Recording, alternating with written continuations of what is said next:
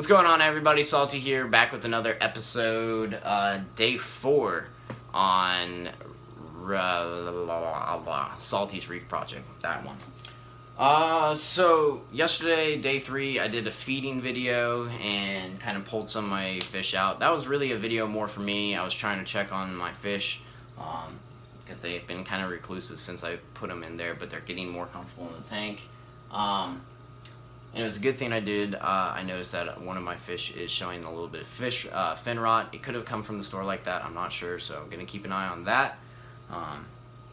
But I was also meaning to go over what I use for my feedings and what kind of food and kind of the basis of that. Completely forgot to do that, so I'm going to do that today, along with everything else I use as far as testing equipment, chemicals, and stuff like that. I don't like using the word chemicals. Let's say supplements. What kind of supplements we use for the tank.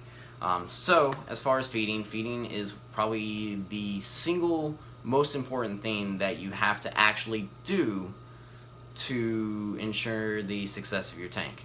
The reason I say that, and a lot of people may disagree with me, but the main nutrient source in the entire tank is what you're putting in there as far as food, whether it gets eaten by fish or not. If the fish eat it, they will digest some of it, and then the rest is excreted, and then it has to go through the nitrogen cycle. If it doesn't get eaten, then it's sitting in a tank and still has to go through that nitrogen cycle. So being aware of your bio load, what kind of animals are going to be feeding on it and stuff, and portioning out properly is very important. Also considering the diet of whatever animals and creatures you're keeping in your tanks is very important. Right now I'm just using these Ocean Nutrition Formula 1 flakes. The damsels I have in here are fairly low requirements as far as food. They'll eat pretty much anything, and I feed them about once every 3 days right now. There's algae and stuff on the back wall that they pick at, and so they're getting nutrients other ways. To supplement that, when I get more fish, a lot of times I will be using bloodworms, live bloodworms, mysis shrimp, frozen foods and stuff. Just depends on what kind of creatures I'm using. We'll go into that as I add new fish and what kind of diet I'm building for that fish. When I had a trigger in my 120-gallon tank, I had a pink-tailed trigger. It would eat silver slides. I get 2 a day, one morning, one at night. It was happy, it was healthy. That fish is now about 6-7 years old. It's actually at my buddy's house in his aquarium. Still healthy and alive. I would love to get that fish back someday, but I just don't have space in this. That fish would be a third of the distance on this tank. It's gotten absolutely massive. It actually outgrew my 120, and that's why I had to get rid of it. So one of my little goals to get back to. That pink-tailed trigger is my absolute favorite fish.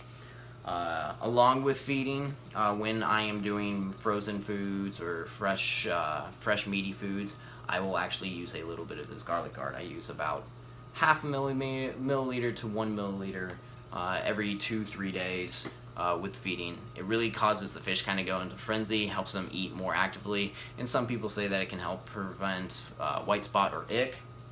Whether that's true or not, I don't know. One of those things that we probably will investigate down the road. With corals and stuff, about once a week, I like to add some of this Reef Cafe by Aqualife. This stuff is absolutely incredible. It has a lot of the little enzymes and stuff to really bring the coloration out, and coral growth is just incredible off it.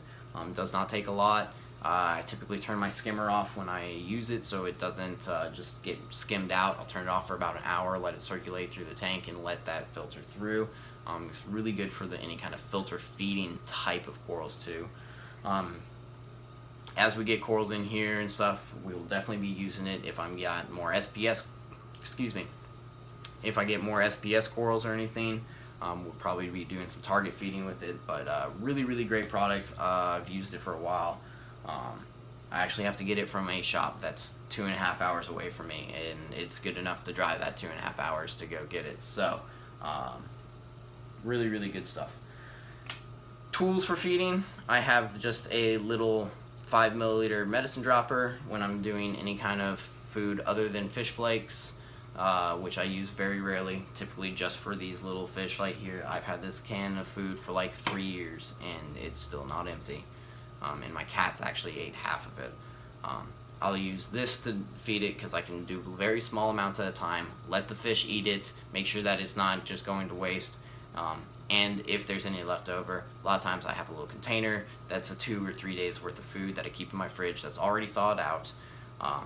Use it. And the other thing that I like about this is when it's down into the water like so, before I start feeding, I'll just keep it there. It's actually bringing the temperature up of the food. You don't want to give them cold food. It's just like if you were to go eat a bunch of ice, you're going to get a brain freeze. And I mean, fish brains are a lot smaller. I'll bet it's a lot more intense if they get a brain freeze. So, warming the food's going to be a good thing. That's something that I do regularly.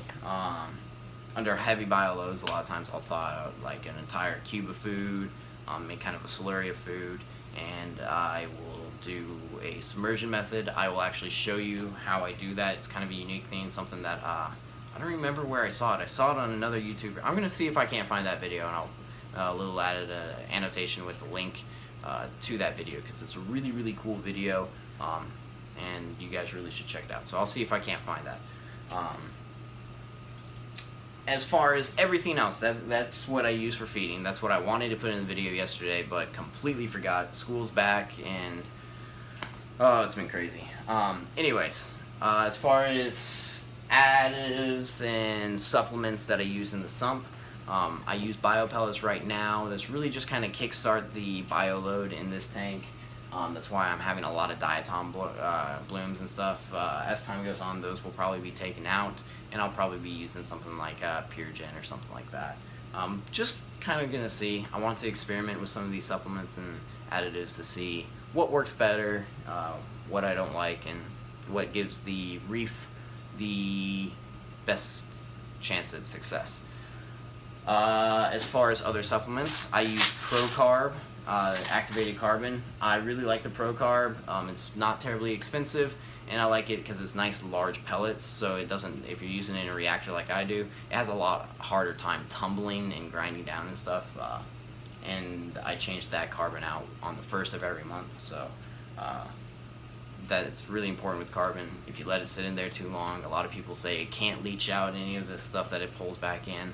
I assure you it can, and I will through testing on this channel, I will show you how it can. So it's important that you have a regular schedule, and I'm actually going to do a video next few days about the kind of schedule that a successful reef aquarium and what a lot of successful reef aquarium hobbyists have used and have had fantastic success.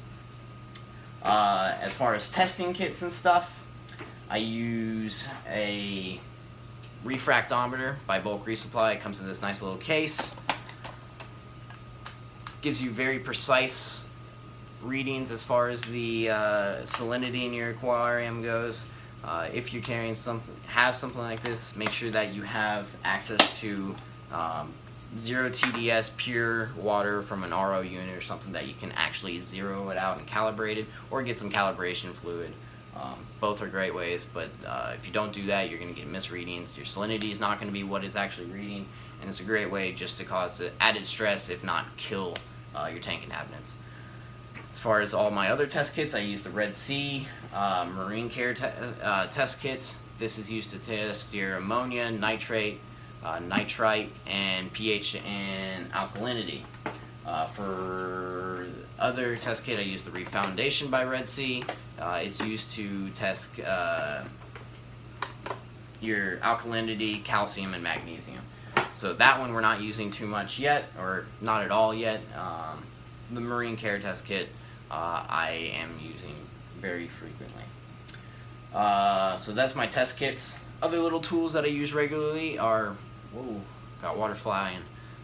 This turkey baster, #1 tool that I use as far as my aquarium for cleaning and cleanliness. Every day I go into the tank and I just go and spray off the rock in the tank with this, and it really helps keep that Datrius suspended, give it a chance to get over in the overflow, hold down in the sump where it will be permanently removed from all of my slew of filtration supplements. Um, the last thing that I use, and I'm not a big chemical person. Um, I don't like calling like activated carbon or biopellets or anything a chemical, because it's not actually a chemical. It's something that improves water quality. It may be on a chemical reaction basis that it works, but it's not actually adding something that's going to be throughout the water. Um, the only chemical I do use is Stress Guard by Seachem, the same people that make the Garlic Guard. And I never use this directly into the tank. This is like a dark blue color and changes your entire water. Very, very kind of, it stains everything. I don't use that in my aquarium, but a lot of times I get fish from out of my local area. We don't have any good saltwater aquarium shops in our local area, so I drive a couple hours out of the way. That's a long travel. A lot of times live aquarium shops will put some kind of stress guard or stress element to reduce the impact on travel on the fish if they know that you're traveling a ways. Mine is used when I get here after being in that bag. I'm not too worried about that travel time, but I'm more worried about the adjustment between the bag into another container to do my drip acclimation into the tank. So whatever container I'm doing my drip acclimation in, put about a milliliter, half milliliter to milliliter of the Stress Guard in there, just to give them a chance to calm down a little bit and allow them to get more adjusted. As along with that, as far as putting fish in, make sure you turn off your lights and minimizing any kind of stresses that the fish might encounter. But that's about all as far as my equipment. I don't use a whole lot else. And honestly, this is some of the most I've ever used. And there's a couple other products that are out on the market. Some I've used in the past, some are new. We're going to be experimenting with them, seeing really how well they work. I'm going to be doing a lot of testing. Very excited to kind of explain what my process is going to be for some of those. All in the upcoming videos and the upcoming months. I've got probably 15 or 20 videos planned over the next few months. Some of them are going to be multi-part videos. That's something that we can't cover in 1 minute or one video, or that will have to be spread out even over multiple periods of months, because they're going to be long-term kind of studies to see what's going on. I'm going to go a lot more into that starting tomorrow. Tomorrow is going to be one of those videos that is going to be kind of one of those long-term projects that we will see reoccurring. So come back tomorrow, check that out. As far as today, that's pretty much all I have to talk about. So I really appreciate you guys hanging around. For all you guys that have watched my other videos, have commented, liked them, thank you so much. It means a lot. Leave your comments down in the down below about what kind of fish foods you're using, what kind of test kits you're using, what kind of extras as far as carbon, biopellets, what you have, what you've worked, and I really want to hear. If you have any questions about kind of products that you want to see put into use, see if they're effective or not, let me know down below or send me a message. I would love to hear from you. We'll see if we can't make that happen.